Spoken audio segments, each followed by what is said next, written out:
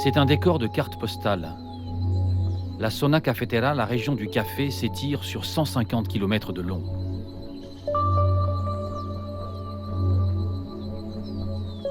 Des caféiers à perte de vue, des paysages sublimes.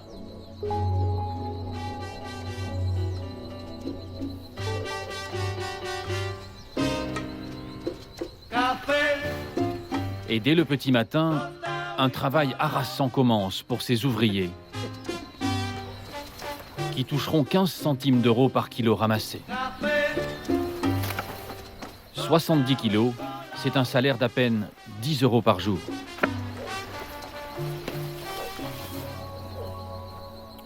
La Colombie reste aujourd'hui le 3e producteur mondial de café. Mais le café trouverait ses origines à des milliers de kilomètres d'ici, sur les hauts plateaux de l'Éthiopie. L'Éthiopie, voilà encore un pays qui connaît aujourd'hui une croissance économique absolument étonnante. Le pays se rêve même en atelier du monde, au point que des Chinois ont décidé de délocaliser en Éthiopie leurs propres entreprises. Regardez le reportage d'Estelle Youssoufa et Christophe Aubert.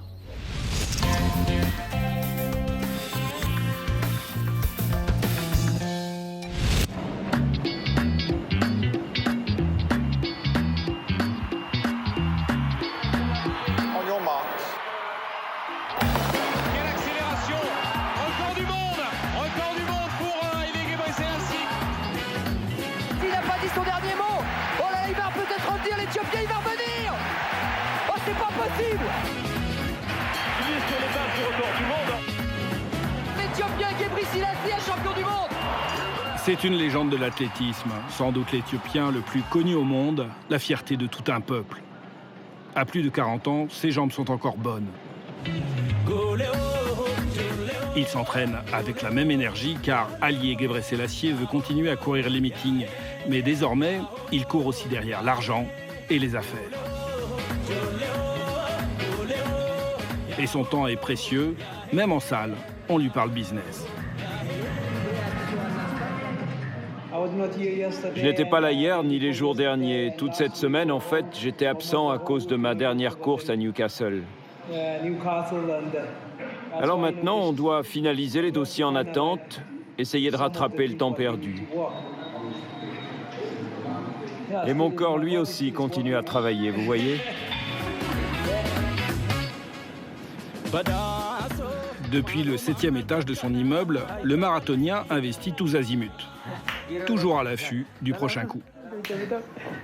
Il a des billes dans les cinémas, les salles de gym, les hôtels de luxe, l'immobilier, appartements, villas, immeubles de bureaux, mais aussi dans les champs de café, les mines d'or, l'import-export. Son entreprise compte plus d'1 millier d'employés et pèse déjà plusieurs dizaines de millions de dollars. Une réussite exceptionnelle, symbole du formidable décollage économique de l'Éthiopie.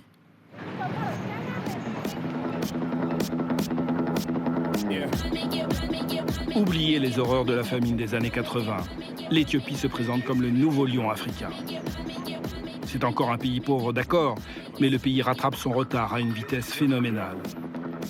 Avec une croissance à près de 2 chiffres depuis une décennie, l'économie éthiopienne est une des plus dynamiques de la planète. Elle pourrait, à terme, dépasser celle du Kenya. Il suffit de se promener dans Addis Abeba. Les immeubles y poussent comme des champignons. La capitale se dote même d'un métro aérien. Le pays est en pleine mutation depuis que le parti du défunt Premier ministre, Meles Zenawi, a choisi de jouer à fond la carte de la mondialisation. L'Éthiopie moderne a transformé sa faiblesse initiale, 91 millions de bouches à nourrir, en argument de vente. 91 millions de paires de bras, c'est une main-d'œuvre presque gratuite. Alors, pourquoi ne pas faire de l'Éthiopie le nouvel atelier de la planète? Depuis quelques années, le gouvernement éthiopien met tout en œuvre pour faire venir les industriels étrangers. Au ministère de l'économie, on assume parfaitement ce choix politique. Il n'y aurait que des avantages à mettre le peuple au travail. Nous voulons éradiquer la pauvreté et créer des emplois. Nous allons accueillir des milliers d'entreprises ici, en Éthiopie. avec des investisseurs chinois, turcs, de toutes nationalités. Ils veulent des profits maximum, de bons retours sur investissement, et nous y gagnerons des emplois, des devises étrangères, des technologies, du savoir-faire. C'est bon pour nous, pour notre pays et nos citoyens. C'est un partenariat gagnant-gagnant.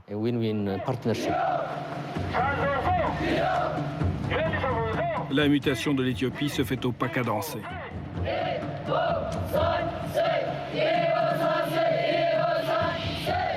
Ici, on compte en chinois et la discipline est militaire.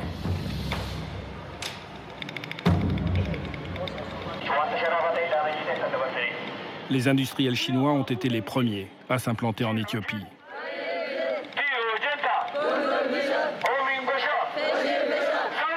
Bienvenue chez Roajian, à 40 km d'Addis Abeba. Ce groupe chinois a construit ici une usine à chaussures en moins de 3 mois. Elle compte déjà 2000 employés. Une opération rentable. Les ouvriers éthiopiens coûtent 16 fois moins cher que leurs homologues chinois. Tout d'abord, la manufacture de chaussures a besoin de beaucoup de main-d'œuvre.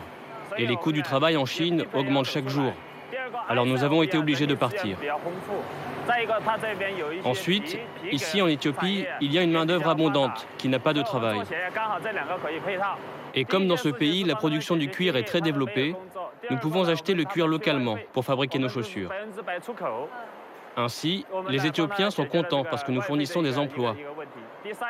Et comme 100% de notre production de chaussures est destinée à l'exportation, nous apportons des devises au pays. Officiellement, les ouvriers travaillent 9 heures par jour pour 23 € par mois. Mais les heures supplémentaires sont obligatoires et payées une misère. Une journée d'absence coûte un quart du salaire mensuel. Pas de syndicat. Ceux qui ont essayé ont été renvoyés. Au mur, des slogans pour motiver les troupes. La ténacité, c'est l'efficacité. Concentration absolue. Ponctualité égale intégrité. Et sans rire, haut niveau de démocratie. Version chinoise.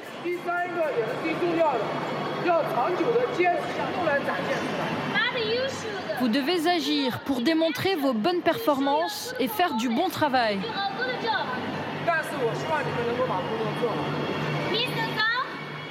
Monsieur Zhao ne veut pas punir tout le monde, mais il veut que chacun fasse du bon boulot.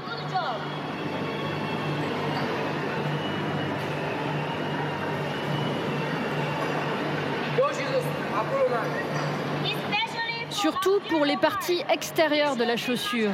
Vous devez être très attentif à cela. Le problème le plus grave vient de ton secteur.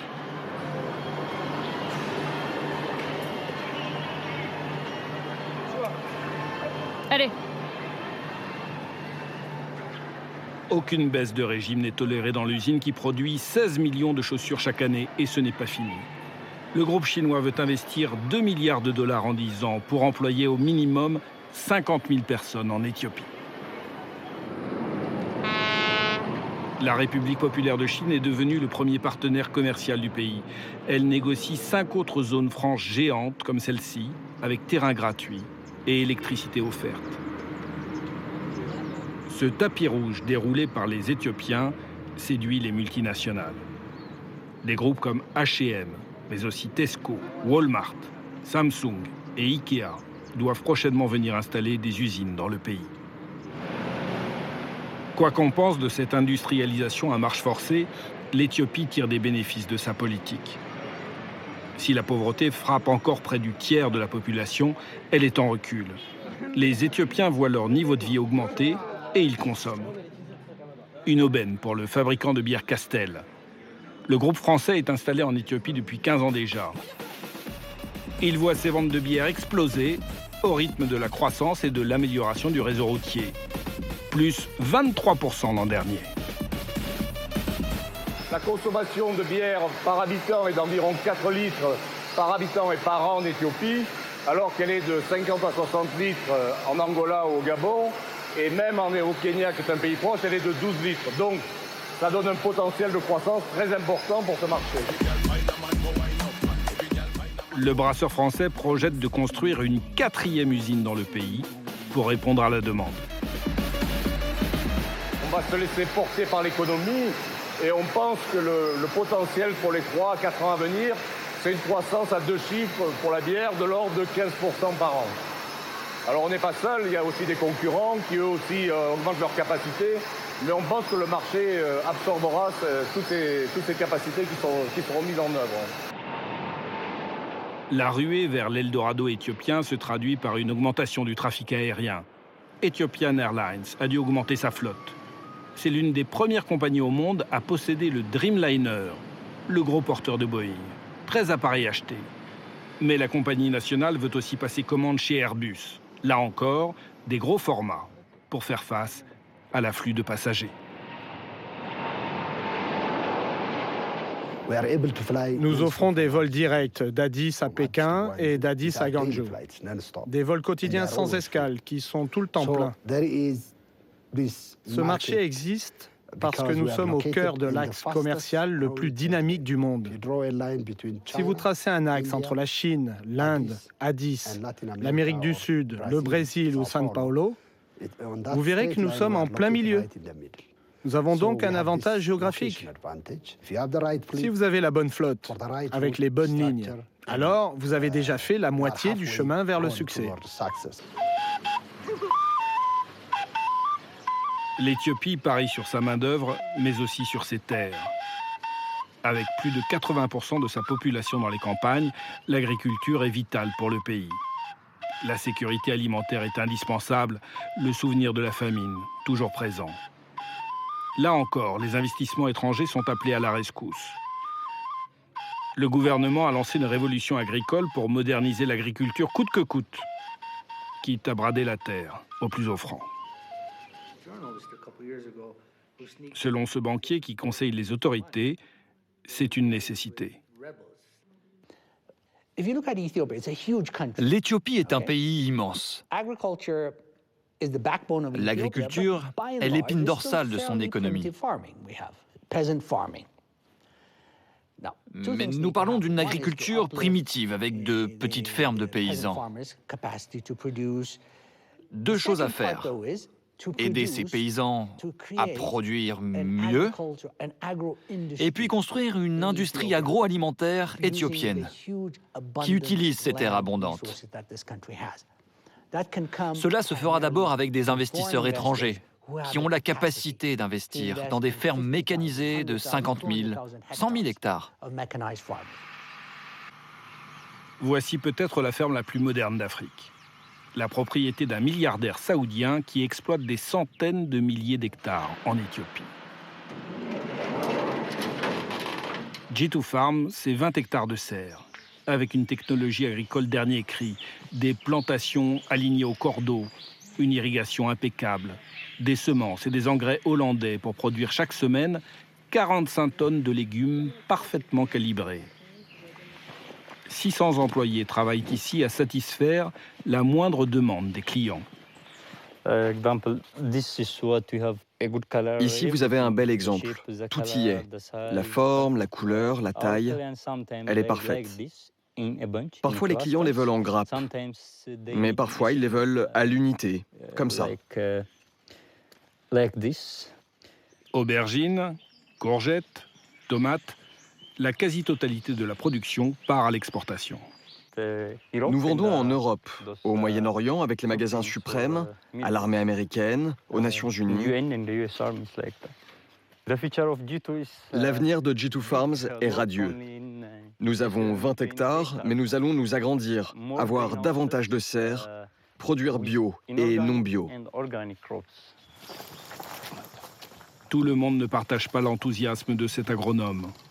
Officiellement, les terres allouées aux investisseurs étrangers sont vierges de tout habitant. Ce n'est pas le cas. L'octroi des terres se fait malgré les populations locales. En Éthiopie, le parti au pouvoir a raflé plus de 90% des sièges à l'Assemblée. L'opposition est muselée. Pour laisser la place aux méga-exploitations, les tribus sont chassées des terres, de gré ou de force. Quand les investisseurs ont débarqué, on nous a dit de prendre nos affaires et de partir dans les villages. Si on avait décidé de ne pas y aller, ils auraient détruit nos cultures, nos maisons et nos biens. On n'a pas eu le droit de se plaindre, parce que ces terres ont été attribuées aux investisseurs.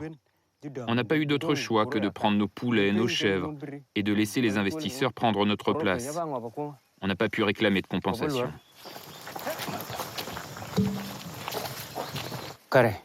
On a eu peur. Si tu es en colère et que tu affirmes qu'on te vole ta terre, on te met en prison. Si tu te plains d'être arrêté, ils te tuent.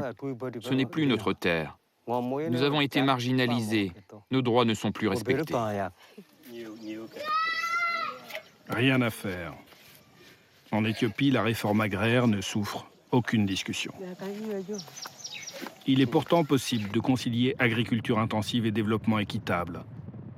Stéphane Mottier le prouve depuis son arrivée il y a 5 ans. Il a trouvé en Éthiopie l'altitude et le climat parfait pour ses cultures, à des conditions très avantageuses. L'Éthiopie est divisée est un État fédéral. On a reçu 20 hectares de l'État de l'Oromo et sur laquelle on a tout défriché. C'était une forêt d'eucalyptus.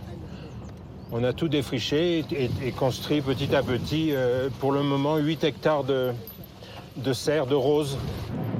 On a un bail de 30 ans à un prix très très intéressant. L'Éthiopie nous a permis d'importer tout le matériel de construction hors taxe. On ne paye pas d'impôts pendant 5 ans, donc c'était intéressant. Voilà. Donc, il y a des serres des deux côtés, la salle d'emballage de ce côté-là. Maintenant, la récolte et l'emballage a dû commencer. On peut aller voir ça.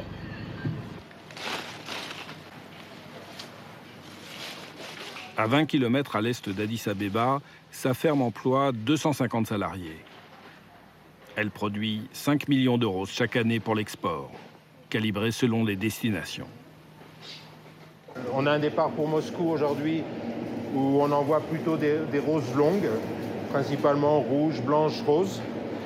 On a 2 départs, un pour Riyad en Arabie Saoudite et une pour le Qatar. La ferme Gallica Flower se veut entreprise éthique. Stéphane ne s'en vante pas, mais sa compagnie finance un dispensaire et la modernisation de l'école du village. Elle paie pour les uniformes et les fournitures scolaires de 400 enfants. Les 3/4 des employés sont des femmes. Ces ouvrières touchent en moyenne 40 € par mois. Un très bon salaire à la campagne, près du double du salaire offert par les Chinois. Tigist est une employée heureuse. Elle a voulu nous accueillir chez elle pour la traditionnelle cérémonie du café. Tigist ne cache pas que l'indépendance financière offerte aux villageoises change tout dans leur rapport aux hommes. Depuis toujours, en Éthiopie, l'homme est le chef de famille et lui seul travaille. La femme ne peut pas sortir, elle est cantonnée aux tâches domestiques. Mais aujourd'hui, comme hommes et femmes travaillent à l'extérieur, on est sur un pied d'égalité. L'arrivée des femmes sur le marché du travail est un bouleversement pour la société éthiopienne. C'est aussi une très bonne chose pour l'économie du pays, car certaines deviennent de formidables chefs d'entreprise comme Bethlehem Alimou, devenue le symbole de la nouvelle Éthiopie. La jeune femme d'affaires de 32 ans a créé il y a 8 ans la marque Sol Rebels. Dans la banlieue d'Addis Abeba, 300 employés fabriquent artisanalement des chaussures avec des pneus recyclés, du tissu bio tissé à la main et des cuirs choisis localement. Un savoir-faire 100% éthiopien. L'art de la récup mêlé à la tradition du coton d'Abyssinie qui habille les Éthiopiens depuis des millénaires. Pendant que la fondatrice de Sol Rebels voyage à la conquête de nouveaux marchés, son frère gère la bonne marche des divers ateliers de l'entreprise. Les chaussures Sol Rebels sont vendues aujourd'hui aux 4 coins de la planète. Branchée, la marque capitalise sur son label éthique comme une ambassadrice de la Nouvelle-Afrique. Sol Rebels n'est pas simplement une histoire de chaussures. C'est aussi tout ce qu'il y a derrière. c'est-à-dire notre culture, nos traditions. C'est l'Éthiopie et l'Afrique qui gagnent. Nous prouvons que nous pouvons construire une marque compétitive, capable de s'imposer dans le monde entier. Les petites chaussures ont été baptisées Sol Rebels en l'honneur des Éthiopiens qui résistaient à l'envahisseur italien. Et l'ambition de la marque est affichée. Sol Rebels va ouvrir une nouvelle usine l'an prochain et des dizaines de magasins dans le monde. Cette Éthiopie qui renaît et s'exporte, le champion allié Gebre Selassie y croit. I grew up here. Every day was a struggle against hardship. As a boy, I had to run 20 kilometers to school and back. Ce destin d'enfant pauvre devenu un riche homme d'affaires à la force de ses jambes fait maintenant l'objet d'une publicité. Allié sait que son destin fait rêver des millions d'Éthiopiens qui lui ressemblent. Les gens ne peuvent pas vivre sans nourriture plus de 8 jours. Ils ne peuvent pas vivre sans eau plus de 3 jours. Mais ils ne peuvent pas survivre une seule seconde sans espoir.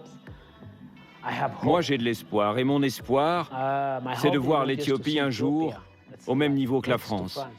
Pourquoi pas? Un rêve un peu fou qui nécessiterait une croissance à 2 chiffres pendant plusieurs décennies.